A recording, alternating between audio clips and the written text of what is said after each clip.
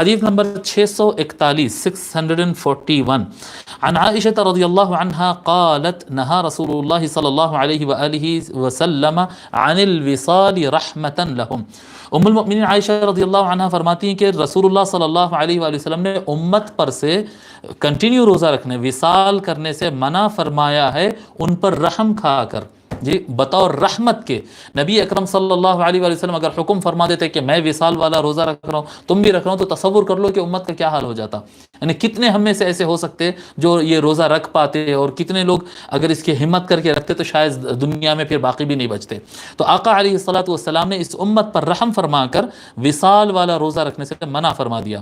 فقالوا انک تواصل، صحابہ نے عرض کیا یا رسول اللہ آپ روزہ رکھتے ہیں؟ قال انی لست کہیئتکم انی یطعمنی ربی ویسقین. حضور صلی اللہ علیہ وآلہ وسلم سے جب پوچھا گیا آپ روزے رکھتے ہیں کنٹینیو، تو فرماتے انی لست کہیئتکم، میں تمہاری طرح نہیں ہوں. آقا علیہ الصلوۃ والسلام فرماتے ہیں میں تمہاری طرح نہیں ہوں. انی یطعمنی ربی ویسقین، بے شک میرا پروردگار مجھے کھلاتا ہے اور پلاتا ہے. یہ حدیث بھی متفق علیہ ہے، امام بخاری اور مسلم دونوں نے روایت کیا.